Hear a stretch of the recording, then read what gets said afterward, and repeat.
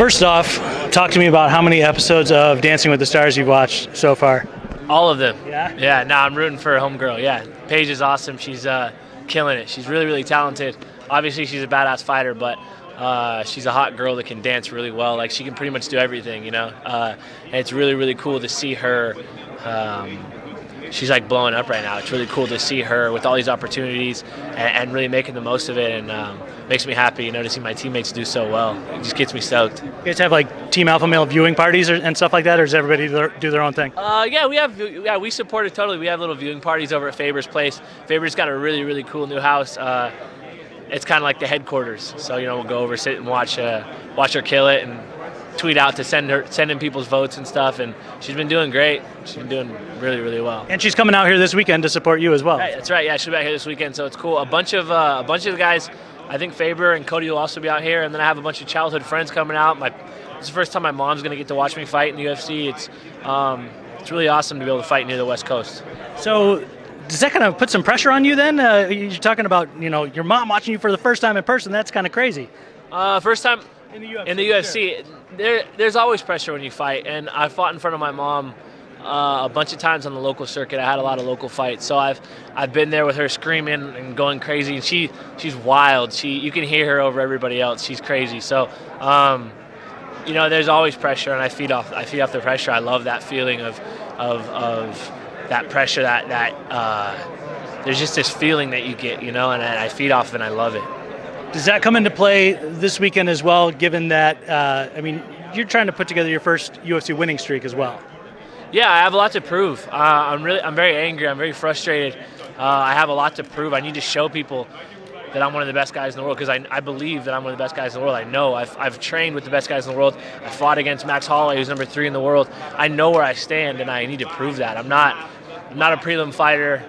You know, I'm not a top 50 fighter, top 20. I'm a top 10 fighter right now, and I'll be a top 5 fighter within the next year, and I'm going to be a world champion. And I need to prove these things. You know, I'm not a guy to sit and talk about it. I just want to fight. I just want to knock guys out and prove that I'm one of the best guys in the world. I mean, you took a big step toward that in November with a quick win in November. What did that feel like to get back in the win column in a way like that after, you know, a disappointment in your previous time out? Man, I can't even explain the feeling. It's like this. It's like every time I win a fight, you get this feeling that rushes over you, and it's just like you take a sigh and you're like, everything's gonna be okay. You know, like you worked your ass off for 3 months and you put every single ounce of yourself into this thing, and it paid off. And there isn't a feeling like it. There isn't a better feeling in the world than that. You know. You talked about that belief that you are one of the best guys in the world. This seems to be the type of fight that, with a win, would cement that in the minds of a lot of other people as well. Talk about that a little bit if you can. Yeah, I gotta validate myself. I gotta go out there and show people. You know, MMA fans, sports fans, but MMA fans especially are they're pretty flip-floppy. They're pretty fickle. You know, they're you know, one day you're the greatest thing ever, and the next day you're nothing. And then the next fight you're a prospect. And if you lose that fight, then people forget about you. And if you go on a 3-fight win streak, people think you get a title shot. And if you lose 2 fights, people think you should retire. It's not like other sports. I was just telling another interviewer, it's like in basketball, the best team in the world, like the people who win the world championship could lose 30 games in a season and still be the best team in the league. If you lose one fight, people start talking all kinds of crazy stuff about you. So it's like I just have a lot to prove. To myself more than anyone else, but to other people as well, to the sport, to this company. You know, I'm a staple. I'm going to be a staple of this sport and a staple of this company, and I'm going to be a world champion, and I'm going to prove that. Talk about Yair as an opponent, what he brings to the table, what you need to watch out for maybe, and then maybe what you've got that you're going to bring into this fight that he may have overlooked. I think he's an incredible fighter. He's great. He puts on great shows for people, and I always respect that. I just think my fight IQ is too high.